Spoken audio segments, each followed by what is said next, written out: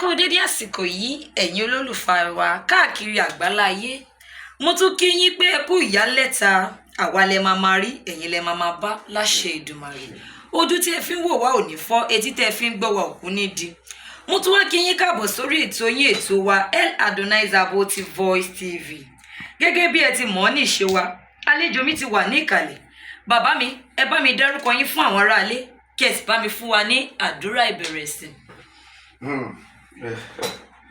ẹ ṣé olóòtú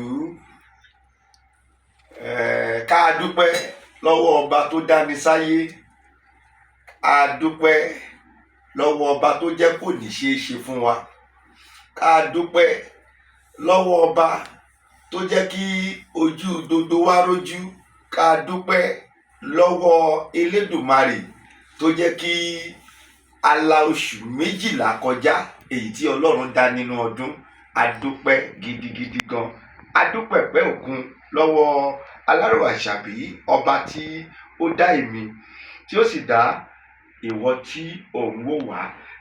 Mo máa kọrin kan kí n tó dáhùn ohun tí ẹ béèrè lọ́wọ́ wa olóòtú. Mo fẹ́ kí gbogbo àwọn èèyàn wa wípé ẹ kú àtijọ́ ṣe dáadáa ni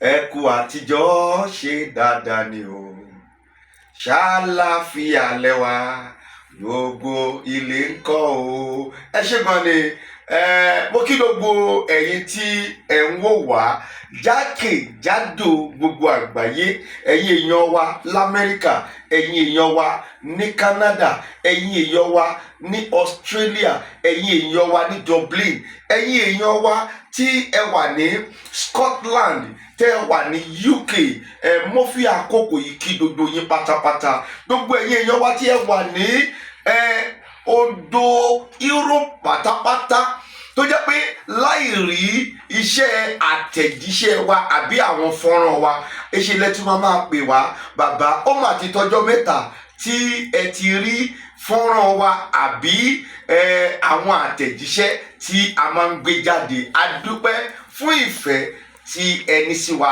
àti trust tí ẹni sí wa a dúpẹ́ gidi gan lọ́wọ́ gbogbo ẹ̀yin èèyàn wa láti Áfíríkà pátá àti gbogbo Asian country ojú òní tiwa ẹ ṣé gan ni. Mo tún fi àkókò ìkí yín tó pé mi ò máa make sure pé kíkí tí mo máa kí yìí máa jẹ́ kó kún dáadáa. Mo kí gbogbo wa wípé ẹ kú ọdún ẹ kú ìyèdún ẹ̀mí wa ó máa ṣe púpọ̀ rẹ̀ ní inú ayé. Orúkọ tèmi ni Baba Confirm JP ojú ni mí o mi kì í ṣe àìmọ̀fólóko kì í ṣe ti ìgbéraga ohun tí ènìyàn bá jẹ́ ni kí ènìyàn kó sọ jáde a ò gbéraga sẹ́yìn o orúkọ tèmi nìyẹn. Ó ṣeé ṣe ká má ní orí ọ̀fẹ́ láti sọ nọ́mbà wa ní ìgbà tí interview yìí tí wọ́n bá ń lọ. Nọ́mbà mi tí o lè pè mí sí tàbí tí o lè fi bá mi sọ̀rọ̀ lórí workshop nìyí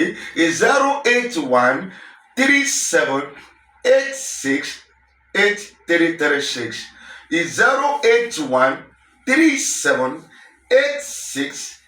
08137868336 08137868336 fún àǹfààní àwọn tó máa ń pè wá tí wọ́n fẹ́ bá wa sọ̀rọ̀ tí wọn ò rí wa bá sọ̀rọ̀ àti fi nọ́mbà yìí kan kí o mú dání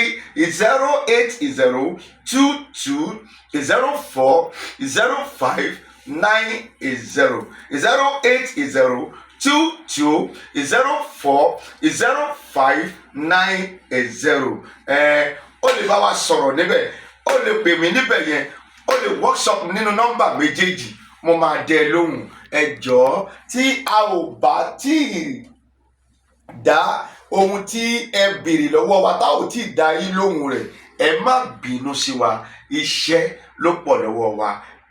Mo wá gbàdúrà fún wa a ti fi ayọ̀ la January kọjá a ti fi ayọ̀ la February kọjá March, April, May, June, July, August, September October, November títí di December ayọ̀ la fi débẹ̀. Mo wá bí Ọlọ́run fún gbogbo ẹ̀yin tẹ́ ń wò wá, gbogbo ẹ̀yin oníbàárà wa, gbogbo ètò jẹ́ pé tẹ́ ẹ̀ bá ti rí wa báyìí níṣẹ́ lẹ́ máa pè wá. Mo bí Ọlọ́run fún gbogbo yín wípé ayọ̀ lẹ́ máa fi la ọdún 2021 yìí kọjá ní orúkọ Jésù. A tún máa wá padà jọ ríra nínú ọdún 2022 láyọ̀ àti àlàáfíà. Ẹ ṣé olóòtú, God bless you. Àmín. Ẹ ṣé bàbá wa nínú Olúwa. Bàbá, àwọn ìbéèrè mi ní alẹ́ yìí máa yàtọ̀ díẹ̀ torí àwọn olólùfẹ́ yín ló fẹ́ ní ìmọ̀ sí lórí ọ̀rọ̀ ewé àti egbò. Bàbá mi, ṣé kí n tẹ̀síwájú ni àbí ká sọ di ọjọ́ mi? Ó ti yá, iṣẹ́ tó bá ti ń yá ni kì í pẹ́ ni mọ́. Ẹ ṣé bàbá mi. Ìbéèrè mi àkọ́kọ́ leléyìí. Bàbá wa nínú Olúwa, ẹ bá mi sọ fún àwọn olólùfẹ́ yín ọ̀nà tí iṣẹ́ ewé àti egbò yìí gan fi bẹ̀rẹ̀ gangan. Pé kì í ṣe babaláwo, bẹ́ẹ̀ ni kì í ṣe wípé babaláwo kò dáa.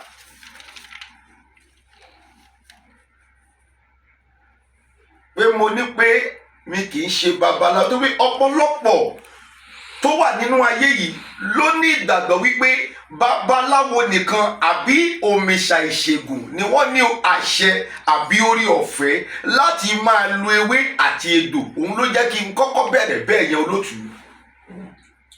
Ṣebí kì í ṣe babaláwo, bẹ́ẹ̀ náà ni wípé kì í ṣe pé abẹnú àtẹ́ lu àwọn babaláwo. Orúkọ ni babaláwo ń jẹ́, orúkọ náà ni pásítọ̀ ń jẹ́, orúkọ ni wòlíì ń jẹ́, bẹ́ẹ̀ náà ni orúkọ ni àáfàá ń jẹ́. Bọ́bá wá pè ẹ́ lórúkọ ẹ̀, ìwọ ni kó tún orúkọ rẹ ṣe dáadáa. Bí wọ́n bá gba orúkọ rẹ jẹ́, ìwọ ni kó jáde wípé orúkọ tí a ń sọ yẹn sẹ́ kì í ṣe kíni, kì í ṣe tiẹ̀, ṣùgbọ́n orúkọ ni gbogbo àwọn tí ẹ sọ yẹn. Ọ̀rọ̀ ewé àti egbò tí ẹ mẹ́nu lé yìí, èmi fẹ́ fi yé gbogbo àgbáyé wípé Ọlọ́run ló fi fún mi o, mi ò kọ́ láti ibi kankan. Adé tí wà lẹ́nu ẹ̀ sí, ó ti di 14 years tí a ti ń ṣe ewé àti egbò tá a ti fi mú àwọn ọmọ ènìyàn ní àràdá èyí tí ó bá gbọ́n. Tó pé ọ̀pọ̀lọpọ̀ nínú gbogbo àwọn ọmọ èèyàn, àwọn ọmọ adarí wọn ò gbọ́, wọn ò understand ìkan tí wọ́n ń pè ní ewé àti egbò gangan. Mi ò tí ì fẹ́ túṣu débẹ̀ tó pé mi ò tí ì mọ̀ bóyá àwọn ohun tí ẹ fẹ́ béèrè lọ́wọ́ mi ó sì máa dé rí àyè. Ṣùgbọ́n níbi tí ẹ béèrè lọ́wọ́ mi dé, òun ni mo máa sọ̀rọ̀ dé. Ewé àti egbò a ti wà lẹ́nu ẹ̀ sí pẹ̀lú ògo ti Ọlọ́run gẹ́gẹ́ bí ohun tí Olúwa fi rán wa.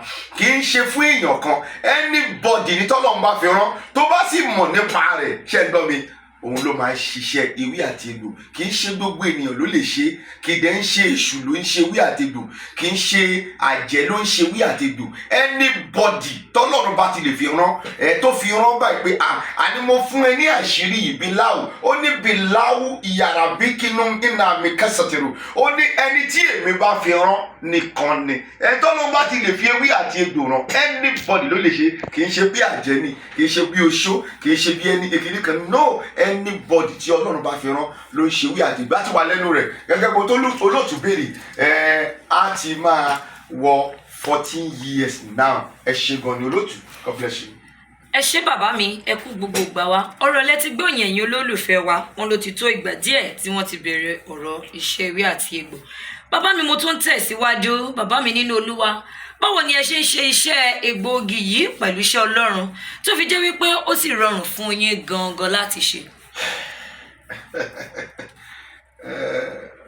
Question tí olóòtú béèrè yìí, àwọn èèyàn tí òye wọn ò pé wọ́n máa sọ̀kọ ìsọkúsọ lórí question tẹ́ béèrè pé ok, báwo ni mo ṣe ń ṣiṣẹ́ yìí pẹ̀lú iṣẹ́ Ọlọ́run, tí mo ṣe ń ṣiṣẹ́ ewé àti egbò pẹ̀lú iṣẹ́ Ọlọ́run. Ọlọ́run ló ní ewé àti egbò, so therefore ó fún mi ní ìrọ̀rùn gidi gan lórí rẹ̀ láti ṣe, nítorí wípé èṣù kọ́ ló ní ewé àti egbò. Gbogbo idea àwọn èèyàn kì í dẹ̀ ń ṣe, it is an idea, kì í dẹ̀ ń ṣe àwọn náà bí kì í ṣe pé àwọn kan tí wọ́n pera wọn ní ìránṣẹ́ Ọlọ́run tí wọ́n brainwash àwọn èèyàn That is all. Àwọn lọ brainwash wọn. It now become an idea to people that no, àwọn èṣù ló máa ń ṣe ewé àti egbò náà.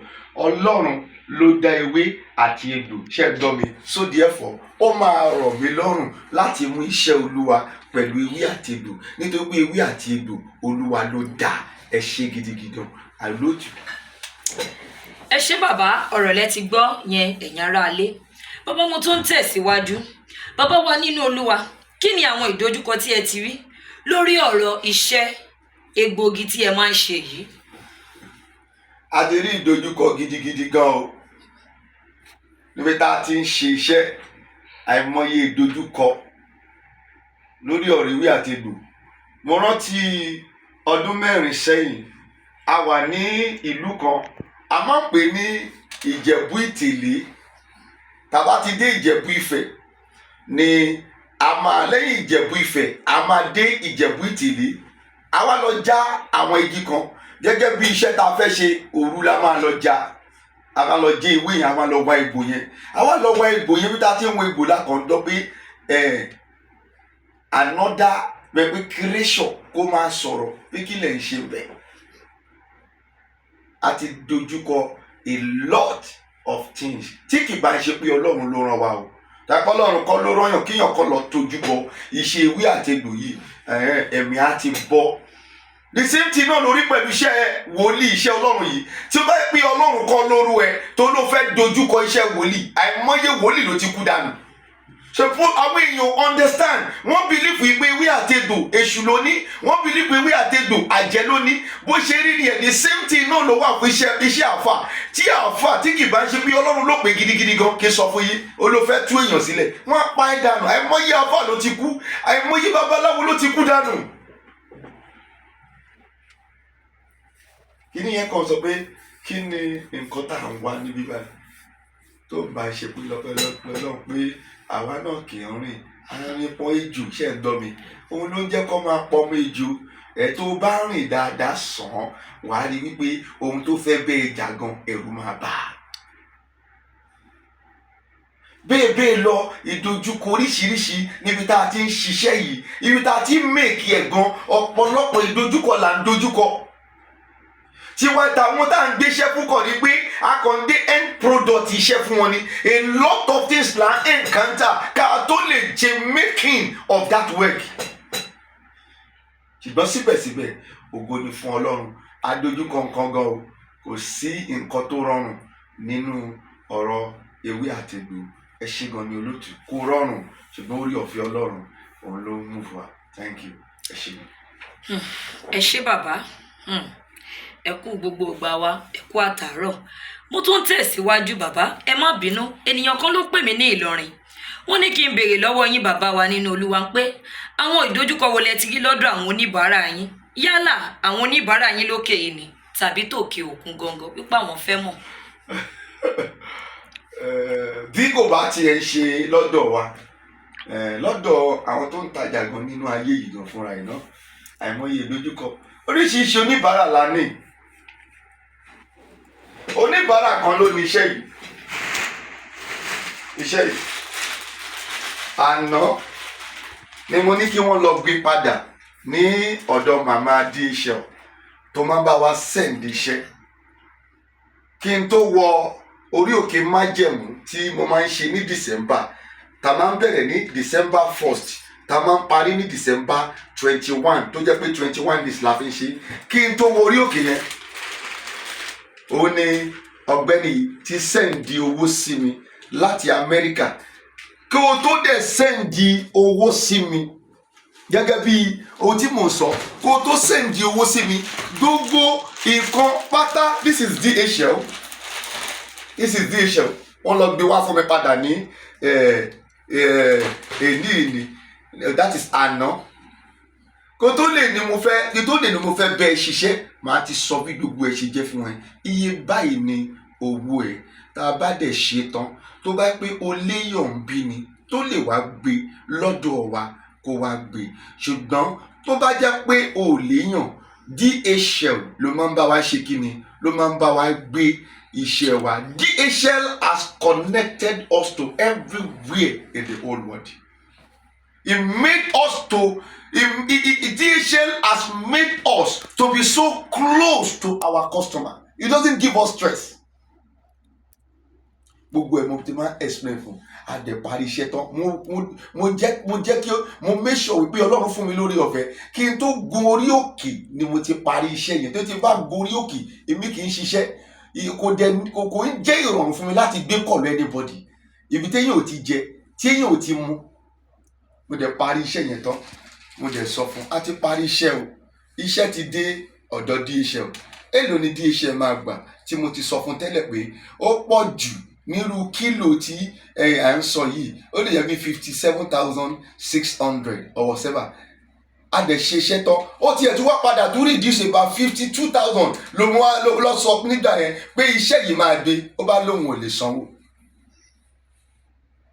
báwo ló ń ṣe máa san kinní kan òun ò lè sanwó owó yẹn o ó ti pọ̀ ju ó ti ṣe kinní o kí o tó bá mi ṣiṣẹ́ mo ta tó bẹ̀rẹ̀ sí ṣiṣẹ́ gbogbo nǹkan yìí ni mo ti explain fún ẹ iṣẹ́ yẹn dẹ̀ wà ń bẹ̀ láti oṣù tó kọjá tí mo ti ṣe pé kí n má di pé mo wọ orí òkè ó bẹ̀rẹ̀ sí ń pè mí mo ti parí ẹ̀ òun la lọ padà lọ gbé lọ́la yẹn ní àná yẹn a lot of customers òun la encounter ṣègbéyàn ló sẹ́ǹdì sí wa èyí tí mo wọ̀ yìí láti èyí tí mo wọ̀ yìí àti UK lọ ti sẹ́ǹdì ẹ̀ sí wa àwọn tó lọ́run lò fún wa tó ọlọ́run lò wá fún nípa gbígba àdúrà àti nípa ewé àtegbò àwọn ló sẹ́ǹdì ẹ̀ sí wa èèyàn ló sẹ́ǹdì dodo yìí sí mi yìí tí mo wọ̀ yìí àti UK ló ti wá ṣègbéyàn ló gbé yìí wá òun lẹ̀ ń wọ̀ yìí òun ló wọ̀ yìí bá they are client kì í ṣe Nàìjíríà tó bá jẹ́ pé singlet Nàìjíríà ni wọ́n náà máa mọ̀ this is a quality singlet it is from UK èèyàn ló sẹ́ǹdì ẹ̀ sí mi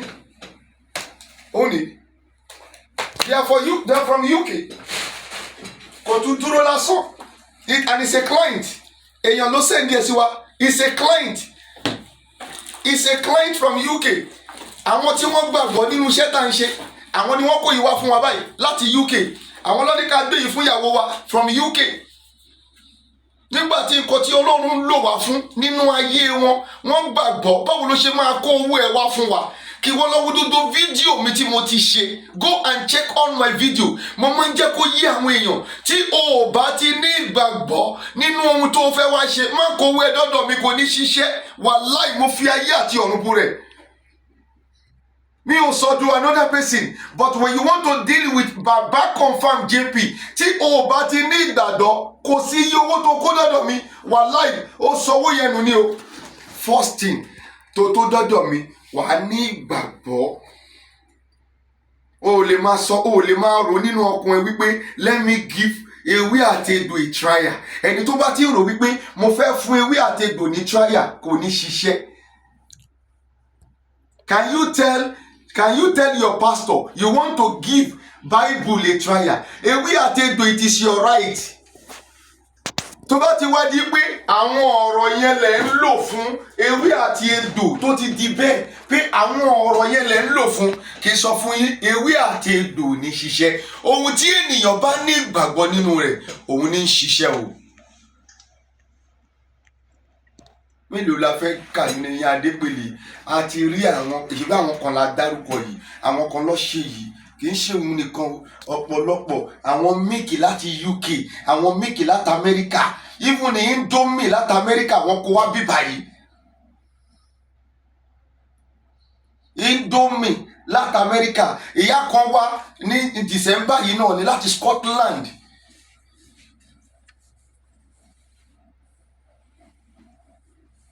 A lot of gifts all in the name àwọn customer kan nìyẹn bẹ́ẹ̀ látúrí àwọn kan náà onírọ́ ni wọ́n olè ni wọ́n máa déwájú wa báyìí tó bá déwájú wa àwọn ò mọ̀ wípé ọ̀pọ̀lọpọ̀ ẹ̀yà customer láti rí tó bá déwájú mi tó bá gbé fọ́mátì fún mi ò ní jẹ́ ẹ but èmi ti mọ̀ pé fọ́mátì ló gbé wá máa go along pẹ̀lú ẹ ṣùgbọ́n máa jẹ́ kó yí ẹ wípé at the end of the day ò ní bá ire lọ.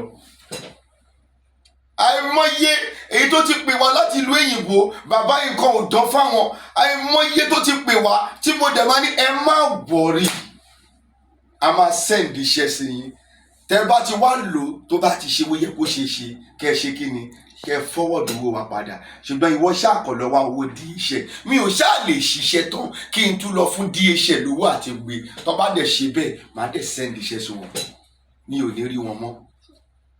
Mélòó la fẹ́ kà nínú iye Adépèlé kò dẹ̀ ti rí kọ́sítọ́mà àwọn tó bú wa a ti rí àwọn tí kò bú wa a ti rí àwọn tó yìn wá a ti rí àwọn tó pè wá léṣù a ti rí àwọn tó ní pé ìránṣẹ́ Ọlọ́run ọ̀gá ògo nìyí bí ilé ayé ṣe rí nìyẹn a ò dẹ̀ bínú ẹ má jẹ́ kí n purọ́ fún yín o ìdojúkọ pọ̀ lọ́dọ̀ àwọn kọ́sítọ́mà ṣùgbọ́n Ọlọ́run padà ń fún wa lórí ọ̀fẹ́ wípé kékeré nínú wọn tó bá múnú wa dùn báyìí ọkàn wa sì balẹ̀ àwọn kan múnú wa dùn àwọn kan múnú wa dùn àwọn tí wọ́n gbàgbọ́ nínú ìpè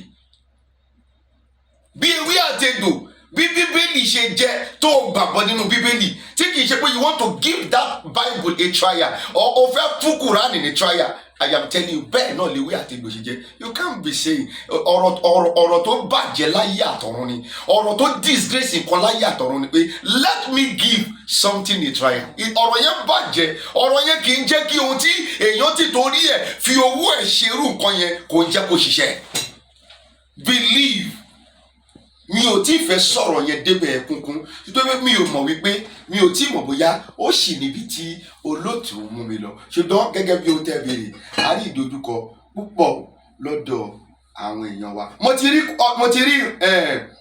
ti rí ìkan nínú àwọn client mi nígbà tí a fẹ́ kọ́ ibi báyìí tolúwa ní kí n sọ fún a fẹ́ kọ́ olúwa sọ pé kí n ṣí rúùfù bíbáyìí downstairs ló wà nínú ọdún yìí náà ni ó dẹ̀ pè mí mo dẹ̀ pray fún Ọlọ́run dẹ̀ mú mi rí gbogbo ìran ayé ẹ̀ pátá Amẹ́ríkà lọ́dẹ̀ ní yẹn wà gbogbo ìran ayé ẹ̀ lọ́lọ́run mú mi rí mo dẹ̀ sọ fún Olúwa ní ṣé ó lè ṣe dẹ́kìn ní ibi báyìí fún Olúwa ló sọ kì í ṣe mi ó dẹ̀ lóun lè ṣe tí Ọlọ́run bá ṣe tó fún òun ní ọmọ bóun máa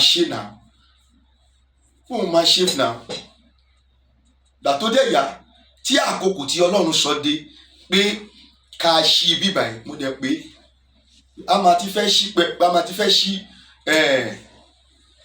fẹ́ ṣí ẹ̀páànù gẹ́gẹ́ bí ohun tó lu wa sọ kò dá mi lóhùn nǹkan tí mo kọ̀ọ̀kan dẹ̀ rí ni pé ó kọ̀ sẹ́ndì 100,000 naira sí mi 100,000 naira nínú about 4 million naira about 4 million plus láti lè ṣe dẹ́kìn mi ò dẹ̀ sọ kankan mo kí wọn mo ní wọ́n ṣe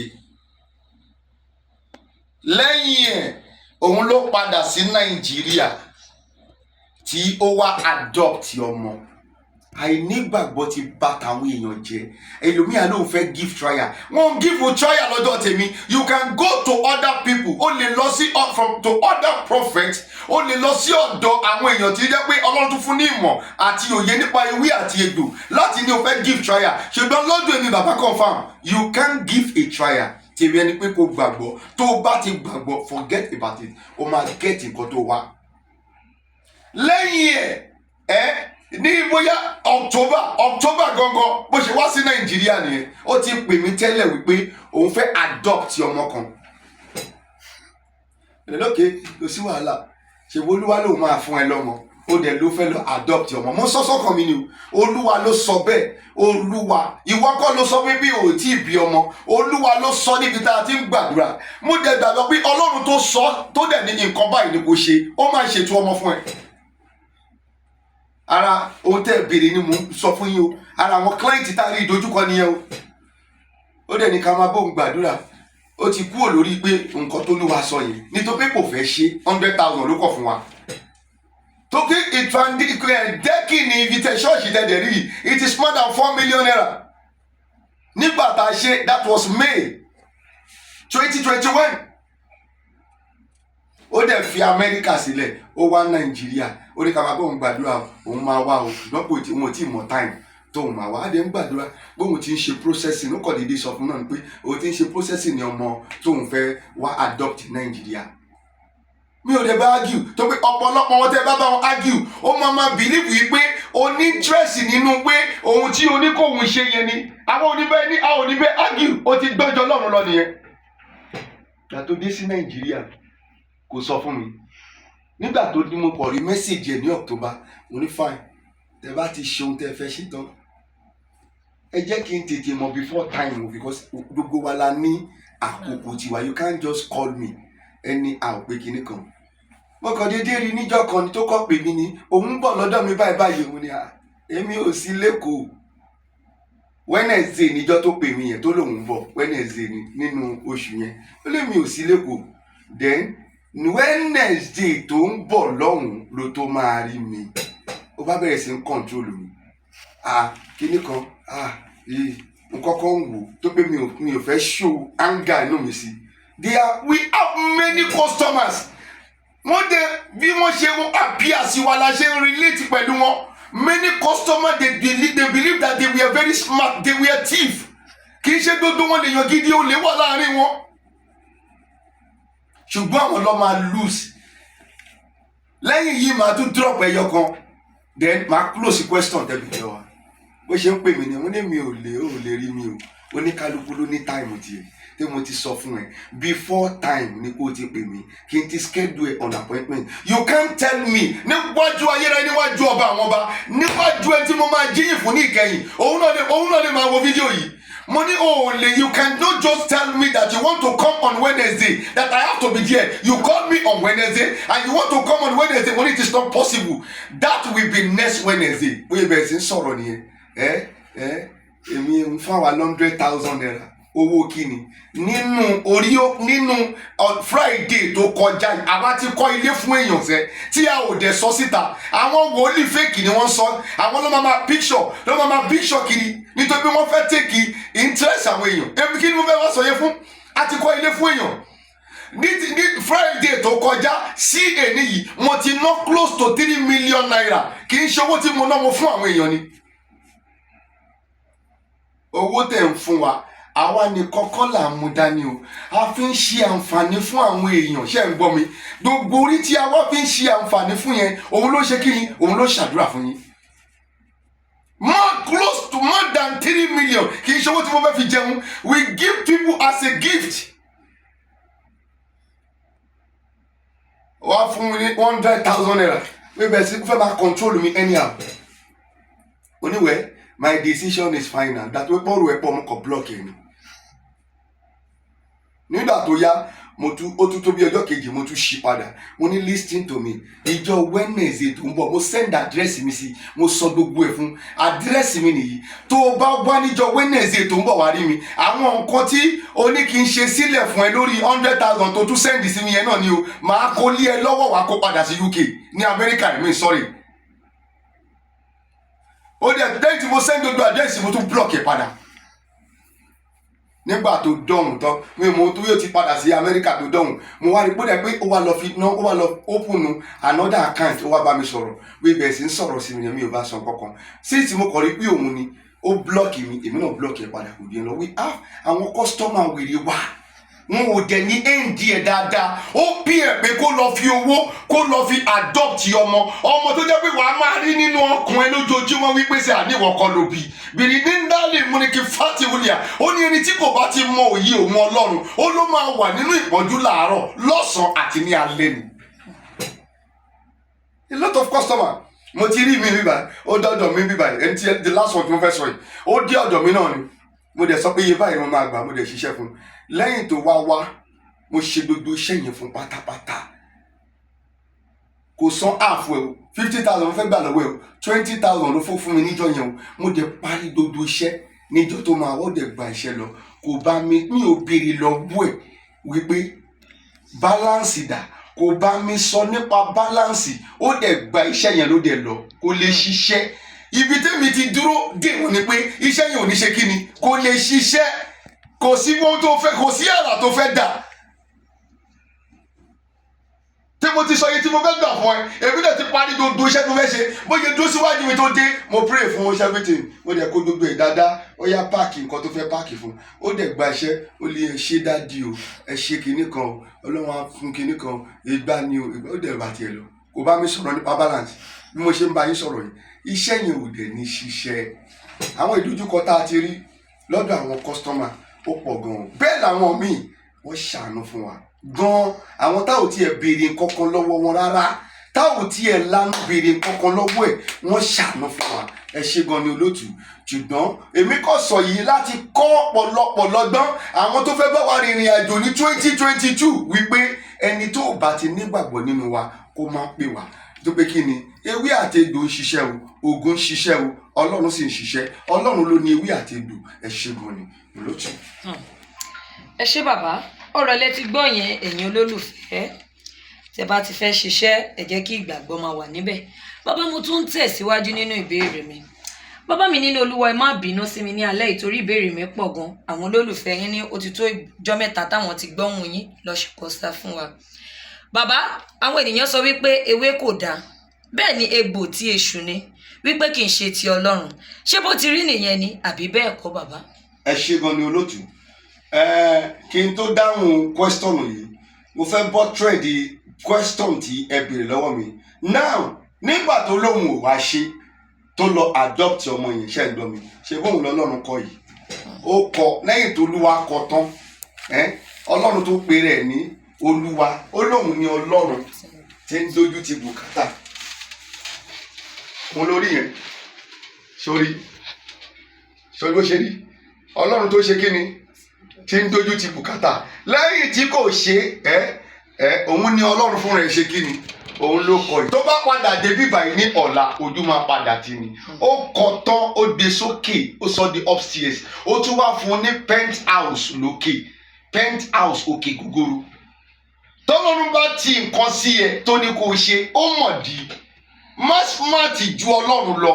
Ọlọ́run ní èèyàn tó bẹ́tà ẹ lọ́nà billions tó lè ṣe ohun tó ti sí ẹ yẹn. But àwọn èèyàn máa ń bìlí pé owó yẹn ní ohun tó ṣẹlẹ̀ bóyá tó pé wọ́n ti gbá wọn rí ni. Tó bá wá gbá ẹ rí, má play game yẹn dọ́dọ̀ Ọlọ́run.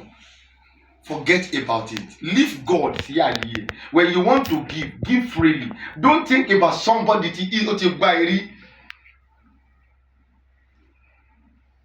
Ẹ ṣe gan ni. Òun fẹ́ fi portrait point ti àsọlẹ̀ nǹkan. Olóòtú, fún ohun tí ẹ béèrè yẹn nísìnyí bóyá ewé àti egbò bóyá tí èṣù ni. Àwọn ènìyàn wa tí a pè ní ìránṣẹ́ Ọlọ́run, tẹ́mi mọ̀ fúnra mi wípé ìránṣẹ́ èṣù ni wọ́n. Ṣé ń gbọ́ mi? Àwọn ni wọ́n kó gbogbo wàhálà yẹn bá gbogbo ayé. Èyìnbó tí wọ́n ń sọ lójoojúmọ́ wípé òun ló gbé ìgbàgbọ́, which is the Bible, òun ló gbé wá wípé ohun tẹ́ ẹ mọ̀ nìyí o, àwọn nǹkan yìí ṣẹlẹ̀ lọ́dún báyìí o, àwọn nǹkan yìí ṣẹlẹ̀ lọ́dún báyìí o. Tá a dẹ̀ wò ń tòótọ́ táwa náà wá wò pé ṣé yìí wà? Ó léèyàn kan tó ń pè ní Jésù. Èyìnbó sọ fún wa wípé ká má lo ewé àti egbò. Èyìnbó fún rẹ̀ àwọn nǹkan ìṣẹ̀dálẹ̀ wa tó jẹ́ nǹkan ìṣẹ̀dálẹ̀ Yorùbá, èyìnbó ti wà rà lọ ń bí ìgbà tó gbé lọ sílùú wọn. Àwọn adára, àwọn ère tó jẹ́ pé wọ́n ní adára, wọ́n ti rà wọ́n ti kó lọ. Èyìnbó tó gbé kiri wá fún yín kò sọ fún yín wípé kẹ́ ẹ má lo ewé àti egbò. Èyìnbó tó gbé wá fún yín, fẹ́ńsìkì tó ń ṣe fún yín, ewé àti egbò ni. Dágà tó ń ṣe fún yín, ewé àti egbò ni. Diclofenac tó ń ṣe fún yín, ewé àti egbò ni. Antibiotics tó ń ṣe fún yín, ewé àti egbò ni. Èyìnbó sọ fún yín wípé kí ẹ má lo ewé àti egbò. Ṣùgbọ́n nítorí pé olè àwọn ìránṣẹ́ Ọlọ́run tẹ́mi mọ̀ pé ìránṣẹ́ èṣù ni, ṣé ẹ gbọ́ mi, òun ló fà á tó fi di wípé wọ́n brainwash àwọn èèyàn, wọ́n brainwash wọn débi wípé tẹ́ bá sọ̀rọ̀ pé léwé àti egbò wọ́n máa ní èṣù ni o. Ó dẹ̀ bà ayé àwọn èèyàn jẹ́. Gbogbo oríṣiríṣi àìsàn tó wà nínú ayé yìí, àwọn ìránṣẹ́ Ọlọ́run yìí ló jẹ́ kó wá. Nígbà ìwà ṣẹ̀, mo sọ ní ìgbà ìkẹta, ní ìgbà ìwà ṣẹ̀, that is ní ìgbà àwọn bàbá ńlá wa, kò sí gbogbo àìsàn yìí. Diabetes, ibo lẹ ti fẹ́ rí? Fibroid, níbo lẹ ti fẹ́ rí? Obìnrin lóyún, ó bá oyún kú, níbo lẹ ti fẹ́ rí? Ewé àti egbò yìí náà ni wọ́n ń lò. Dókítà mélòó lẹ rí nígbà yẹn? Dókítà mélòó? hospital mélòó lẹ rí? Look at that time, as at this time a ṣì ń pariwo pé kò sí good hospital àbí bẹ́ẹ̀ kọ́ as at this age. Ẹ wá wo ìgbà yẹn, hospital mélòó lẹ rí? Ewé àti egbò òun làwọn bàbá wọn fi yanjú rẹ̀. Ẹ jẹ́ kí n sọ fún yín ní ohun kan, because I still need to buttress this point. Ní ohun kan, ewé àti egbò Ọlọ́run ló dá. Number one, ibi tó ti máa wà nìyí nínú Bíbélì. Kó farabalẹ̀, kó sì ka dáadáa. Kò sí orí ọ̀fẹ́ fún mi láti kà ní alẹ́ yìí. Níbi tí mo wá sọ yìí, tí o máa lọ kà yìí, kò tún sí ibi kankan lọ béèrè lọ́wọ́ pásítọ̀ ẹ̀ pé ní ibo nínú Bíbélì ni Ọlọ́run àbí Jésù tí Ọlọ́run rán wá pé láti wá dá gbogbo aráyé là ló ti sọ wípé ewé àti egbò dá nínú Bíbélì. Lẹ́yìn ibi tí mo kà tí Ọlọ́run pàṣẹ fún èmi àti ìwọ tó ń wò mí yìí, tó sọ wípé ewé àti egbò ká máa lò, ẹ lọ béèrè lọ́wọ́ pásítọ̀ yìí níbo ni wọ́n tún kọ sí nínú Bíbélì tó sọ pé ewé àti egbò èṣù ló ṣe. Ẹ jẹ́ kó sọ fún mi please. O lè comment lórí ẹ̀ pé dáàdi yín sọ fún yín pé ibi báyìí ni Jésù ti sọ pé kó má lè ewé àti egbò. Màá reply yìí ẹ dáadáa láti lè jẹ́ kó mọ̀ pé pásítọ̀ ẹ̀ òpùrọ̀ ayé àtọ̀run ni. Ṣé ń dọ́ mi olótùú? Mo dẹ̀ bìlí pé gbogbo àwọn èèyàn wa pátá lórílẹ̀‐èdè Nàìjíríà àti òkèkún náà ń gbọ́ mi. Àwọn ló fi 419 ló fi bàjẹ́ o. Àwọn àìsàn oríṣiríṣi ní àìsàn tí a ò tiẹ̀ gbé orúkọ ẹ̀ rí. Ó wá bẹ̀rẹ̀ sí ń ṣe àwọn èèyàn. Ojú ẹ̀yin ẹ gbọ́ pé àwọn bàbá wa mú ọ̀pá dání rí wọ́n tọ̀pá. Wọ́n ojú àwọn fọ́, kò sí cataract. Tó pé àwọn ewé àti egbò kan wà tó bá ń lò, cataract ò lè déwájú ẹ̀. Kí ló ń pè cataract? Nítorí ogun 419 wọn kẹ́ ẹ lè máa parọ́ fún yín pé omi àti anointing oil làwọn ń lò. Wọ́n dẹ̀ lò kọjá ẹ̀. Àwa la rí díẹ̀, ìwọ ò mọ kankan. Ìwọ tó ń attack wa lórí pásítọ̀ yín ò mú anything rárá, ò mọ kankan rárá. Àwa la mọ̀ dí àwọn pásítọ̀ yín, ó níbi tá a ti jọ ń pàdé. Pé wọ́n ń lò ju ewé àti egbò lọ. Èyí tó dẹ̀ tí lẹ́yìn tó wá lò jù yẹn náà lọ tọ́jẹ́ gbọ́ mi bàbá. A tó wá máa parọ́ láti máa ṣe fake miracle. Now lọ sí Genesis 1:29 to 31. Genesis 1:29 to 31. Kó farabalẹ̀ kó jẹ́ kẹ́mi Ọlọ́run interpret ẹ̀ fún ẹ dáadáa. Number 2, lọ sí Psalm 104. Psalm 104. So get me 14 to 15. Farabalẹ̀ kó kà dáadáa. Jẹ́ kí ẹ̀mí Ọlọ́run interpret ẹ̀ fún ẹ dáadáa. Number 3, lọ sí Genesis 9:3. Jọ mo bẹ̀ pẹ̀lú ìyọ́nú Ọlọ́run. Genesis 9:3. Fi ara balẹ̀ kà dáadáa. Jẹ́ kí ẹ̀mí Ọlọ́run kó interpret ẹ̀. Tó o bá jẹ́ kó interpret ẹ̀ o lè understand ẹ̀. Ohun tó lè wá ń sọ. Nítorí 419 wọ́n dá wàhálà sílẹ̀ láyé. Ọ̀pọ̀lọpọ̀ ló ti ní problem. Àwọn aláwọn ṣe miracle fún wọn títí táwọn ìyá yẹn máa fi kú. Mi ò fẹ́ dárúkọ àwọn pásítọ̀ olè, pásítọ̀ tó ń ṣe 419 nínú miracle. Kò sí miracle kankan lọ́gbà díẹ̀. There is no miracle. The only miracle tó lè ní, I am telling you, bàbá confirm ló sọ JP. The only miracle tó lè ní, it is your personal encounter with God. Your personal. Ó kọ̀ déédéé rí pé nǹkan kọ́kọ́ sáré ṣẹlẹ̀ ní Ọlọ́run ni kì í ṣe èèyàn. Má tanra ẹ dodo pé wọ́n dọ́wọ́lé ẹ lórí yẹn fake ni, kò ṣe miracle kankan. Your personal encounter with the Almighty, it is the miracle. Olóhùn ò sọ fún pé ká má lè ewé àti egbò. Olúwa ló dé ewé àti egbò fún wa. Ó ní fún jíjẹ ni fún yín. Òótọ́ bá dẹ̀ ní kéèyàn jẹ nǹkan àbí tá bá ní kéèyàn jẹ nǹkan kọ́ nílò lọ tá bá ní jẹ tó máa lò náà ni. Tó bá fẹ́ lògùn ṣèbò ibi tí oúnjẹ gbà náà lògùn máa gbà.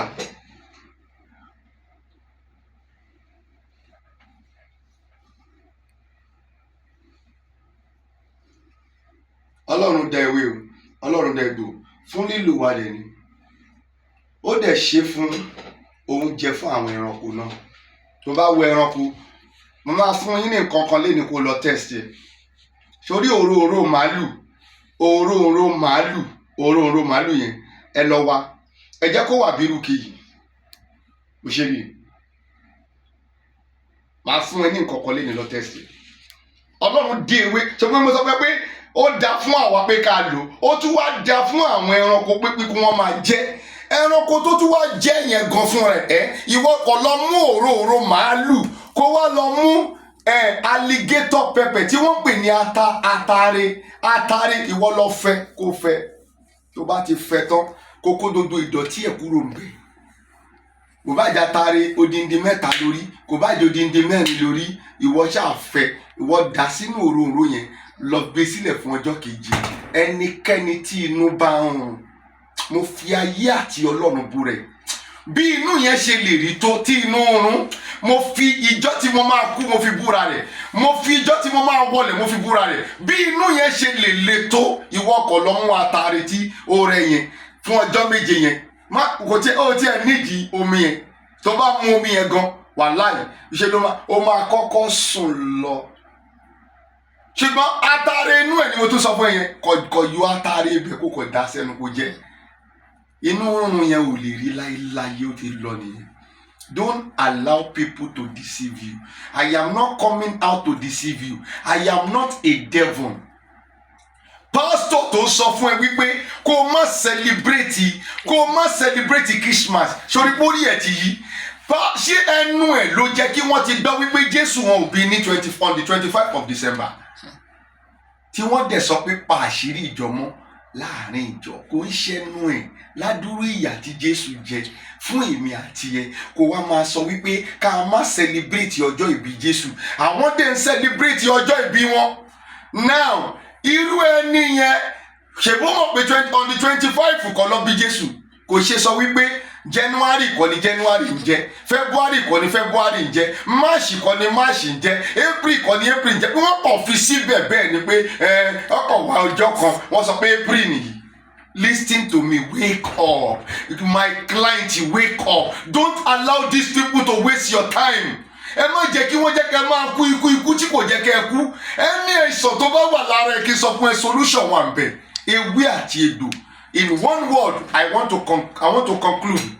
Gẹ́gẹ́ bí ohun tí ẹ béèrè lọ́wọ́ mi, olótù, I want to conclude in one word. Ọlọ́run ló dá o, ewé àti egbò kì í ṣe ti èṣù ò dá nǹkan kan. Ohun tí èṣù ń dá náà ni wípé tí pásítọ̀ yìí fẹ́ jẹ́ kó ṣẹlẹ̀ sí ẹ òun ni pé kó jẹ́ kó o ní fibroid kó jẹ́ kó o ní hypertension kó jẹ́ kó o ní diabetes oríṣiríṣi wàhálà oríṣiríṣi problem òun ni èṣù lè ṣe. Èṣù ò ní nǹkan kan tó jẹ́ ayọ̀ láyé yìí ogbó tó wá jí ayọ̀ tó ń happen nínú ayé yìí ọwọ́ Ọlọ́run ló wà kò sí lọ́wọ́ ẹnikẹ́ni. Ẹ ṣé gan ni olótù. God bless you. Má bínú pé mo gba àkókò yín o ṣùgbọ́n mo ní láti sọ ọ̀rọ̀ yìí ní kúnkún fún àwọn èèyàn wa tí òye nǹkan yìí ò yé. Ẹ ṣé gan ni olótù. God bless you. Ẹ ṣé bàbá ẹ kú gbogbo ìgbà ọ̀rọ̀ lẹ ti gbọ́ yẹn wọ́n ti ṣàlàyé bí ewé àti egbò ṣe jẹ́ wọn ní ti Ọlọ́run ní ṣe. Oògùn táwọn olóyìnbó ń tà fún wa gan amárin tó máa ń kọ ewé àti egbò síbẹ̀ tí wọ́n bá ti lọ tán. Bàbá mi mo tún ń tẹ̀síwájú ènìyàn kan béèrè lọ́wọ́ mi ní pé báwo ni àwọn egbòogi yìí ṣe ń ṣiṣẹ́ fún gbogbo àwọn ènìyàn àwọn oníbàárà yín pàápàá wọ́n ní báwo ló ṣe ń ṣiṣẹ́ ní ara wọn. Egbòogi wa ṣiṣẹ́ ṣùgbọ́n mo ti sọ nínú ìbéèrè bíi 2 sẹ́yìn wípé ẹni tó bá ti gbàgbọ́ kò lè ṣiṣẹ́ lọ́dọ̀ ẹ̀. tó pọ̀ ohun tí ènìyàn bá gbàgbọ́ ṣe ń gbọ́ mi òun ni ó máa ṣiṣẹ́ fún. When you don't believe in it, it cannot work for you. When you believe in it, it will work for you. Your belief will tell you where you will be in the 10 years. Your belief, I am telling you, will tell you where you will be even tomorrow. But if you don't have any belief, forget about it, it will not work. I am a prophet. I am a spiritualist. I run a spiritual church and I do spiritual work for whomsoever that believe in it and that believe in his prophet. Only gba Ọlọ́run gbọ́, ó ní a ó fìdí yín múlẹ̀. Ẹ gba àwọn wòlíì rẹ̀ gbọ́. Ẹ̀yin ò ṣe kíni? Ẹ̀yin ò ṣe rere. Ó ní Olúwa wí. So that ó ń ṣiṣẹ́ o. Fún àwọn tí wọ́n gbàgbọ́ kì í sọ fún yín ó ṣe kíni? Ó ń ṣiṣẹ́. Tèmi ni pé má kọsẹ̀ lára mi. Tó bá fẹ́ deal pẹ̀lú mi, mo bẹ̀ pẹ̀lú ìyọ́nú Ọlọ́run. Deal pẹ̀lú mi gently. ìkan nínú àwọn kọ́sítọ́mà wa ó ti pẹ́ tó ti ń sọ fún pé ọmọ òun mu gbó, ọmọ òun mu sìgá, ó ń bà nínú jẹ́. Ọmọ òun tó bá ó tiẹ̀ ti wá wọ́ọ̀sì débi pé ó tún wá lọ ra UK ló wà o, òun náà lè máa dán bí mo yé sọ yìí. Ó ló ti wá wọ́ọ̀sì débi pé ó wá lọ ra kátọ̀nù ọtí oríṣiríṣi igbó ló tún mu. Èmi ò gbọ́, mo kàn pé ó wà nínú spèṣì igbó. When bá pè kan ní spèṣì mean àwọn nǹkan kan tó wà nínú ẹ̀. Ó lè jẹ́ idó ni, lẹ́yìn idó nǹkan kan àwọn oríṣiríṣi tó máa ń mu kiri, the same spèṣì. Ta ti ń fa ọ̀rọ̀ yìí tó ló máa sẹ́ndì owó, kì í sọ fún yín, ẹ má jẹ́ purọ́ fún yín, á máa ti tó oṣù 3 sẹ́yìn sí 4. Á kọ̀ dákẹ́ ni, kò tún ní sẹ́ndì owó yẹn pé ká lè ṣiṣẹ́ fún un. Màmá, nígbà tó máa wá yá tí kinní ti worst, kò ju ọjọ́ kejì tí mo máa gun orí òkè ló wá sẹ́ndì 120,000 naira sí mi. Kò sí ohun tí mo lè ṣe o, tó bá ti gun orí òkè mi kì í ṣiṣẹ́. Mi ń báyàn sọ̀rọ̀, orí òkè tèmi kì í ṣe pé ká wá máa ní Olúwa ní kò lọ, mi ò ń gbé kọ́ọ̀dù. Mi ò fi orí òkè tèmi pa owó. Àwọn wòlíì ayé ló máa ń fi, àwọn wòlíì tí ẹ pé ẹ̀yin ń pè ní wòlíì lọ pé tó bá ti láwọn lọ sórí òkè owó lọ fi pa, tó bá ní kẹ́ sẹ́ǹdì owó sáwọn àwọn lọ gbàdúrà fún yín. Èmi kì í fọ́nù Ọlọ́run, ènìyàn praise Ọlọ́run, màmá wọ Ọlọ́run rùn. Bó ṣe lọ fẹjọ́ mi sùn, ó wá ń pè mí lórí òkè yẹn, mi ò gbé kọ́. Bó ṣe lọ fẹjọ́ mi sùn èèyàn kan nìyẹn. Mo dẹ̀ hate kéèyàn máa fi ẹjọ́ mi sùn èèyàn láyé. Bó ṣe fẹjọ́ mi sùn ẹni yẹn, bẹ́ẹ̀ ni yẹn ṣe pè mí nìyẹn. Ó wá ní ṣe mo mọ ẹni báyìí, mo ní mo mọ̀. Wọ́n á explain pé mo ti sọ fún pé ìdí tí mi ò ṣe gbé kọ́, òun náà rí pé gbogbo èèyàn ló ń rí mi pé mo busy everyday lórí òkè la busy. Ẹni tó dẹ̀ jẹun jẹ tí kò ṣe nǹkan kan ṣe kó máa rẹ̀, ṣé mi ni mo tún fẹ́ lọ máa gún nǹkan tí mo fẹ́ send sí mi? Bí mo ṣe gbọ́ inú mi ò dáa rárá, ọkàn mi bàjẹ́. Mo kàn send message sí mi. Mo ní wẹ̀ ká má bínú pé mi ò gbé kọ́ọ̀lù wọn, ṣùgbọ́n mo fẹ́ kó yé wọn pé gbogbo ayé gan ló mọ̀ wípé ní àkókò tí mo wà ní December yìí mo ṣe kí ni, mo busy gan. Ṣùgbọ́n kọ́ sẹ́ndì àkáǹtì wọn sí mi, màá forward owó wọn sí mi. Wàláì títí bóyá ń bá yín sọ̀rọ̀ ìkó mi láti ṣiṣẹ́ fún obìnrin yẹn mọ́, nítorí pé tí ń bá ṣiṣẹ́ fún kò ní ṣiṣẹ́. Kò expect mi kí n lọ láti bí oṣù 3 kọjá ló ti lóun máa sẹ́ndì owó yẹn, kò rí sẹ́ndì ìgbà tọ́rọ̀ yẹn wá wọ́ọ̀sì pátápátá. Òun ló lọ sẹ́ndì owó, kò dẹ́ pé kò lówó lọ́wọ́, ó ní owó yẹn lọ́wọ́. Is a working woman in UK. Ìgbà tí mo wá wà nínú àìlera ara mi tí mi ò lágbára láti ṣe nǹkan kan, òun á expect ìgbà yẹn ló máa lọ kọ́kọ́ fún ẹ, lọ ṣe gbá fún ẹ, kò possible. Ó wá lọ fẹjọ́ mi sùn èèyàn kan, ẹni yẹn wá pè mí, ó dùn mí gan. So even till now mo ṣì ń expect ẹ, tí mo ṣe forward message pé send your account, I will forward your money to you. Mo ṣe ń bá yín sọ̀rọ̀ yìí, kò tí ì reply yìí láti about this 3rd day, which is on the 3rd bí nǹkan of December. We have many type of customers. Ara kan nínú wọn ni ewé àti egbò, gẹ́gẹ́ bí mo ti sọ fún yín, ohun tó dára ni. Ó dẹ̀ ń ṣiṣẹ́ fún àwọn èèyàn tó bá ti gbàgbọ́. Tó o bá ti gbàgbọ́, o lè ṣiṣẹ́. Má jẹ́ kí gbogbo nǹkan táwọn wòlíì fake yẹn gbé sọ́kùn ẹ̀ kó ṣiṣẹ́ dọ́dọ̀ tèmi. Ewé àti egbò bó ṣe ń tírìtì Bíbélì ni kò ṣe tírìtì, pé Ọlọ́run fún rẹ̀ ló ṣe kí ni, òun ló dá ewé àti egbò. Just take it like that. Ẹ ṣiṣẹ́ pẹ̀lú ẹ̀, ó máa ṣiṣẹ́. Kò sóhun tó jẹ́ ìṣòro ẹ̀ tí n bá ti lè gbọ́, tó bá yẹ pé ohun tí mo mọ̀ ni, tó dẹ̀ lè farabalẹ̀ lọ gbàgbé ẹ̀, ewé àti egbò máa yanjú ẹ̀. Àlàáfíà ni fún ẹ. God bless you. Ẹ ṣé bàbá, àfáà kan nílọrin ní kí n béèrè lọ́wọ́ yín. Wọ́n ní bàbá mi ní Olúwa ẹ jọ̀ọ́, ẹ bá mi ṣe àfihàn àwọn egbòogi yìí kí ẹ sì yànnàná ẹ̀ fún wọn, ọ̀nà tí ẹ fi ṣe tí ọ̀pá yí àwọn ọmọ ènìyàn tó wà lóde ìsìn fi dá fún àwọn, káwọn náà lè jẹ àǹfààní nínú ẹ̀. A ní ọ̀pọ̀lọpọ̀ egbògi o, ṣe interview yìí lè fẹ́ gùn díẹ̀. A ní ọ̀pọ̀lọpọ̀ egbògi, èyí ìsìn àwọn tó ń wá ọkọ ni. Ó wà níbi iṣẹ́ kan, wọ́n ń pè ní ọṣẹ àánú àti ìfẹ́ràn tó dájú. Pé ó wà níbi iṣẹ́ kan, àánú àti ìfẹ́ràn tó dájú. Wọ́n ìgbà tó débẹ̀ lẹ́yìn ọ̀sẹ̀ 3 wọ́n ti lé ẹ̀. Ó wá rí pé kíní yẹn ń ṣẹlẹ̀ ní gbogbo ìgbà. tètè ọ́dà fún ọṣẹ àánú àti ìfẹ́ràn tó ṣe kíni tó dájú. Òun wá ọkọ, tètè ọ́dà fún ọṣẹ àánú àti kíni ìfẹ́ràn tó dájú. Ìwọ tó bá wáyé kó ń ṣẹlẹ̀ bẹ́ẹ̀ tó yẹ pé lọ́sẹ̀ kẹta wọ́n ti lé ẹ kúrò lẹ́nu iṣẹ́, wàá tètè lẹ́yìn ẹ̀ náà wàá ọ́dà nǹkan tó ń pè ní ọṣẹ awẹ ibi dànù. Awẹ ibi dànù nìyí, ọṣẹ ni, ó lẹ́bù, ó lọ́ṣẹ, awẹ ibi dànù ló ń pè, ọṣẹ ni. Èyí tó rí yìí, ẹbu dodo níṣe fún àrùn ara, gbogbo nǹkan tó ń pè ní àrùn ara tó bá ti ní sùúrù fún wa ó máa ṣe é ṣe. Àìní sùúrù fún wa, oògùn tó lọ́ra gan, wàhálà kìíní ó lè má mú nǹkan tó fẹ́ ṣe, wàhálà kejì antibiotics ó lè má mú nǹkan tó fẹ́ ṣe, ó lè jẹ́ ẹlẹ́ẹ̀kẹta ló máa mú dáadáa. Ṣùgbọ́n oògùn ó níbi tó ń ṣiṣẹ́ dé, ewé àti egbò tó o bá ní sùúrù fún máa ṣe kí ni, ó máa kí ọ̀ ẹ̀ ni. Nítorí ẹbu gbogbo ní ṣe ni, a ní ọṣẹ, a ní ẹbu ẹ̀, a ní egbògi ẹ̀ náà fúnra ẹ̀ náà tí o lè lò láti máa fi mu ẹ̀kọ. Tó o bá rí ẹ̀kọ, wà á máa fi lo custard níbikíbi tó bá wà. Ó pọ̀ lóríṣiríṣi òun lórí ilẹ̀. A ní ọṣẹ tó ń pè ní wègúnwèpè, wègúnwèpè, bóyá ègún yẹn èpè ti pọ̀ jù, ègún ti pọ̀ jù sórí òun nìyí. Nǹkan tó ń pè ní wègún, ọṣẹ wègúnwèpè ni, àwọ̀ ègún, àwọ̀ èpè, ara ẹ máa dá ṣáká.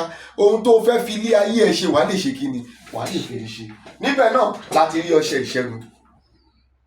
Òun lálọ àwọn àlá burúkú, gbogbo nǹkan pé ẹlòmíì gẹ́ ẹ̀kan tó wá síwájú mi ní ìrọ̀lẹ́ yìí, ó fẹ́ lò tó 4 hours lọ́dọ̀ mi, kò tiẹ̀ lè lọ mọ́, ó yàkọ̀ jókòó síbẹ̀ pa ni. Dàtà sọ ìran ayé ẹ̀ fún. Ó ní bí mo tó ṣe jókòó yìí gan jọkàn mi, ẹ̀mí tó wà nínú òun sọ fún mi pé ṣé òun ò lè succeed ó ń sọ fún mi níbi tó jókòó sí. O ní ìdí ọṣẹ ìṣẹ́gun o. Tó bá rí pé ẹ̀mí inú ẹ̀ sọ fún ẹ wípé ó ń tako ire tó fẹ́ ṣe, o ní ìdí ọṣẹ ìṣẹ́gun. Ẹbí àwọn àgbàlagbà nìyí, táwọn àgbàlagbà bá ń dààmú èèyàn, ó ń jẹ oúnjẹ lójú oorun ni. Ó lẹ́bu náà o, ó ní ẹbu, ó ní ẹbu, lẹ́yìn tó ní ẹbu ó ní ọṣẹ. Àwọn àgbàlagbà ń dààmú ẹ, ó ń jẹ oúnjẹ lójú oorun ni, ó ń bá àwọn èèyàn sùn lójú oorun. Tí gbogbo yìí bá ń ṣẹlẹ̀, ó lè ṣàṣeyọrí kankan. Lọ gbàgbé, má jẹ́ kí pásítọ̀ ẹ tàn ẹ́. Ìwọ náà wá ó ti pẹ́ tó ti ń gbàdúrà, mi ò ní àdúrà ò dáa, ṣùgbọ́n ó ti pẹ́ tó ti ń gbàdúrà. Ọlọ́run ṣe àwọn nǹkan kan tí wọ́n pè ní option, òun ló ṣe síbẹ̀ kí wọ́n kọ̀ lọ já ní báyìí, kó kọ̀ já, kó dẹ̀ sọ di ewé àti egbò tán, kó dẹ̀ lò ó. Àwọn tó tiẹ̀ jẹ́ kẹ́ disturb Ọlọ́run fún, òun bọ́kùnrin sùn lójú oorun, obìnrin bẹ́ẹ̀ sùn lójú oorun, kó tó pè ní kó tiẹ̀ lọ máa waste time Ọlọ́run fún, kó máa lóun gbàdúrà wèrè fún. Ẹbí àwọn àgbàlagbà ní àwọn àgbàlagbà ló wà níbẹ̀. Òun fojú kó aláǹtakò kiri, ó wà Nàìjíríà, òun fojú kó aláǹtakò. Jẹ́ kí n sọ fún ẹ, ẹbí àwọn àgbàlagbà ní o. Gbogbo ẹ wá bàjẹ́ pátápátá, àwọn àgbàlagbà ló wà ń di ẹ̀. Nǹkan tó máa lò yìí.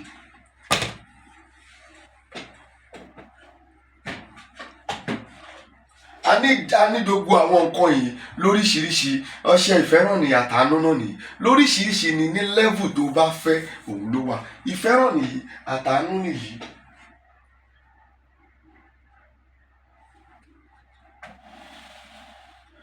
Níbẹ̀ náà láti ní àwúre àwẹ̀là. Wọn ò kó sí bíbáyìí ni, ó wà lára àwọn nǹkan tó wà ní bíbáyìí. Wọn ò kó àwọn iṣẹ́ yẹn sí ìbàyìí ni. Láti rí àwúre àwẹ̀là, o fẹ́ wà òkè, o fẹ́ dọlọ́lá, o fẹ́ ṣoríire láyé, o fẹ́ gbé nǹkan ṣe. Jẹ́ kí n sọ fún ẹ, mo bẹ̀, jẹ́ ká gbà wípé 2021 yìí ti lọ. Ṣùgbọ́n èmi ní tèmi gẹ́gẹ́ bí ìgbàgbọ́ tèmi, èmi sì mọ̀ pé mo máa succeed, mo sì lè gba nǹkan o. Èmi tèmi o. Ṣùgbọ́n ẹlòmíì tó ní gbàgbé kó gbà wípé ó ti ṣe kí ni ó ti lọ. 2022 oṣù 12 ló wà nínú rẹ̀. Kó tètè mójútó. Àwúre àwẹ̀là wà ń bẹ̀, o fẹ́ ṣàṣeyọrí ni, o fẹ́ dẹni ńlá ni, oríṣiríṣi ló wà. Love and attraction, love and attraction, òun wọ́kọ, gbogbo ẹ̀ ló wà ń bíbà. Èyí tó o bá fẹ́ nínú ẹ̀, òun ni kó o pè wá fún.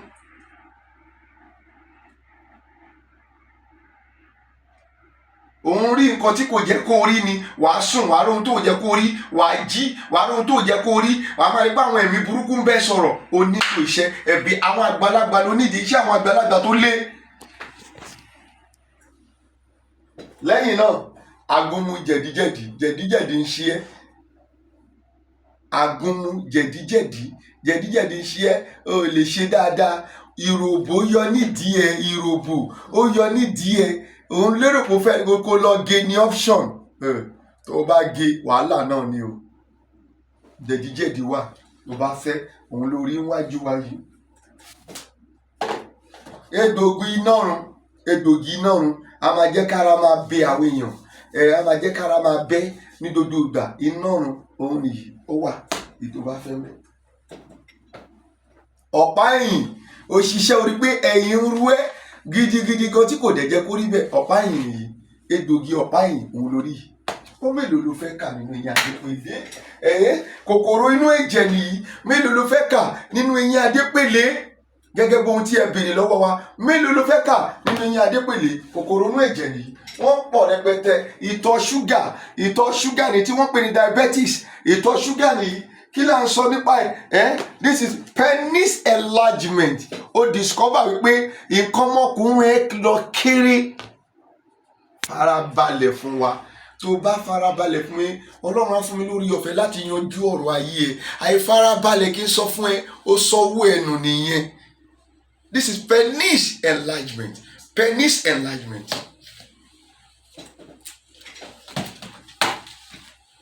Fibroid ni ló ń pè ní ìju. O ní fibroid òun nìyí. This is fibroid. Oògùn fibroid ni o ní kó operate ẹ̀. Tó bá farabalẹ̀ fún mi dáadáa kí n sọ fún ẹ, a máa yanjú nǹkan tó wà nù ayé ẹ. Àìfarabalẹ̀ kí n sọ fún ẹ, tó bá bílí po smart kí n sọ fún ẹ, smartness yẹ kó máa kó wàhálà báyìí ni. This is oògùn ìju. That is it. You can't be smarter than the doctor that is treating you. Forget about it. Tó bá farabalẹ̀, wàá rí pé ìju yẹn máa disappear. A máa shrink. Bó ṣe ló nídìí láti kọ̀ tiẹ̀. A máa shrink. Wàá máa rí pé ó ń shrink. Wàá wò pé kékéjì báyìí lórí lẹ́nìí. Lẹ́yìn tó bá lògùn wa tán, wàá padà pé ó ti lọ́lẹ̀ pátá, ó tún ti lọ́lẹ̀. Wàá tún padà pé ó tún ti lọ́lẹ̀. Lọ ṣe scan. Sọ́gun àwọ̀ká ló ń pè ní sọ́gun. Ó wà nílùú òyìnbó, egungun sún ẹ, rheumatism òun lórí yìí. Don't waste your time. Egbògi rheumatism ni. Egbògi ara ríro náà wà. Aleko nìyí, ó fẹ́ bá yàwó ẹ ṣe, kíní yẹn ò ṣe dáadáa. Aleko tó máa fi ṣe dáadáa ni. Ara ohun tí Ọlọ́run tó mú ẹ wá ṣe nílé ayé nìyí. Má jẹ́ kí n tàn ẹ́, má dẹ̀ jẹ́ kí pásítọ̀ kankan tàn ẹ́. Tí pásítọ̀ bá experience ẹ̀ náà pé kò rí ìyàwó ẹ̀ bá sùn, ilé yẹn máa dàrú. Kí ló lérò pé ó ṣẹlẹ̀ láàárín Ọọ̀ni of Ifẹ̀ àti ìyàwó ẹ̀ tuntun tó wà nílẹ̀ sí? Kò sí táìmù ni. Gbogbo àwọn egbògi tó dẹ̀ jẹ́ kí wọ́n lò, wọn ò rí lò. Sẹ́rímọ́nì ni wọ́n ń bá kiri. Lákòókò tó jẹ́ kí wọ́n wá ṣeré, wàá kọ́ ìpó máa yí ẹ̀yìn sí ìyàwó ẹ̀ ni. Ìyàwó obìnrin dẹ̀kẹ̀rẹ̀ nídìí láti ṣe kí ni? Kéèyàn sáfíìsì wọn. Aleko ni yìí, má tàn ra ẹ̀. Aleko ń bẹ. Tó bá farabalẹ̀ fún wa, wàá rí nǹkan tó jẹ́ kó gbà lọ́wọ́ wa.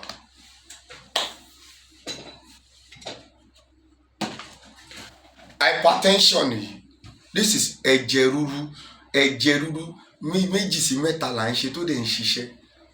A ní ọṣẹ tó bá sì wẹ̀ báyìí, ara ẹ máa wálẹ̀ dáadáa. Ẹ̀jẹ̀ rúru nìyí. Ara ẹ máa wálẹ̀ dáadáa tó bá fi wẹ̀. Ẹ̀jẹ̀ rúru nìyí. A dẹ̀ tún ní egbògi ẹ̀ náà tó lè máa lò. Ẹ̀jẹ̀ rúru òun lórí. Wọ́n pọ̀ lóríṣiríṣi, mélòó la fẹ́ kà?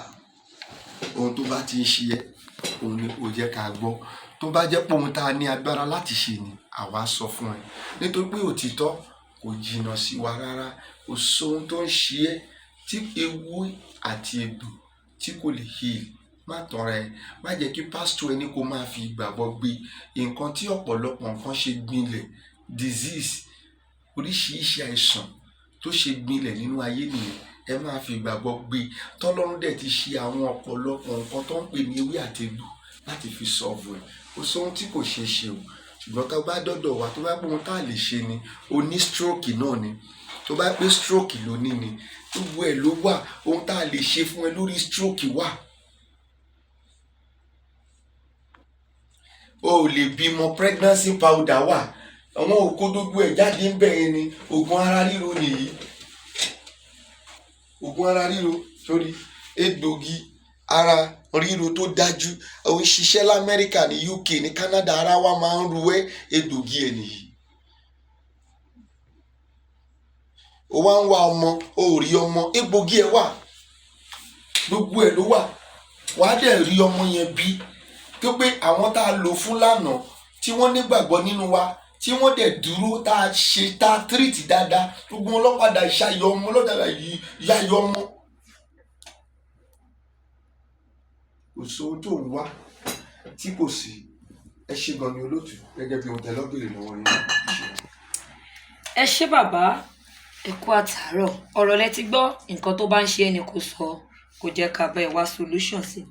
Bó bá ká tó máa lọ lórí ètò léni gẹ́gẹ́ bí ìṣe wa, ó yẹ kẹ́ mọ̀ pé àmọ̀ràn ló kù tẹ́ máa fún àwọn aráalé àtàdúrà tá a máa ń ṣe ní gbogbo ìgbà. Àbí tó bá láwọn nǹkan bíi méjì mẹ́ta tó kù tẹ́ tó fẹ́ káwọn aráyé mọ̀ lórí ọ̀rọ̀ ewé àti egbò yìí, ẹ bá ń ṣàlàyé fún wọn. Ó sì gbọ́ pé mo fẹ́ yẹ kọ́ mọ̀ lẹ́yìn ohun tá a ti sọ. Ewé àti egbò colloquial máa ń jẹ́ pé Ọlọ́run ló ní, kì í ṣe èṣù. Mo bẹ̀ pẹ̀lú ìyọ́nú Ọlọ́run, kì í ṣe èṣù, Ọlọ́run ló ní. Àwọn àdúrà kan wà, wàá máa gbà á dẹ̀ máa irritate Ọlọ́run. Nígbà tí Ọlọ́run ti ṣètò àwọn nǹkan kan sílẹ̀ tó lè ka ojú ogun tó ń jayé. So therefore, mo máa gbà yín níyànjú pé kẹjẹ́ ká gbà pọ́dún yìí ti lọ 2022, kẹjọ nínú àánú Ọlọ́run kí a má rí kankan nínú kó fi ṣeré. Ẹjọ́ ohun tó bá ń ṣe yín, ẹ jẹ́ ká gbọ́. Ìyànjú tí mo máa gbà yín nìyẹn, nítorí pé kí ni, kò sí ohun tí ewé àti egbò lè ṣe. Ọlọ́run dẹ̀ ni ó ní ewé àti egbò. That is, tá a bá ń sọ bẹ́ẹ̀, ohun tá à ń sọ ni pé kò sí ohun tí Ọlọ́run lè ṣe, kí ni kò lè ṣe. Ẹ ṣé gan ni olóòtú. Mo gbàdúrà fún gbogbo ẹ̀yin tó ń wò wá ní orúkọ Jésù wípé ayọ̀ tẹ́ fi bẹ̀rẹ̀ ọdún yìí, ní ìwọ̀nba tó kù tọdún yìí máa fi parí, tó jẹ́ 2021, ayọ̀ náà òun ni ẹ máa fi parí ẹ̀. Tèmi tí yín tòótọ́ ni o, bàbá Confirm JP. Ẹ jẹ́ kí n sọ fún yín, ohun tá à ń ṣe yìí gan lè má kún ẹ rárá, ó lè má kún ẹ, ó lè má láìkí ẹ, ṣùgbọ́n ìwọ kò tẹ share button tó bá ti rí, tó pé èèyàn kan wà tó máa fi sow seed sínú ayé ẹ̀, wàá kọ́ sow seed, ẹni yẹn á rí, á jẹ́ pé ẹni tó ń ṣe ẹni yẹn ni ìwọ kan lẹ́wọ̀n ò tiẹ̀ nímọ̀ bí o ti help èèyàn, wàá kọ́ rí pé orí nǹkan tó ń ṣe á sì máa tò ẹ́ lẹ́yìn. Ẹ ṣé gan ni, mo dúpẹ́ gidi gan. Mo tún kí n kẹ́kọ̀ọ́ sí wípé ẹ kú ọdún, ẹ kú ìyèdún, ẹ̀mí wa máa ṣe púpọ̀ rẹ̀ nínú ayé. Ẹ ṣé gan ni, thank you, God bless you.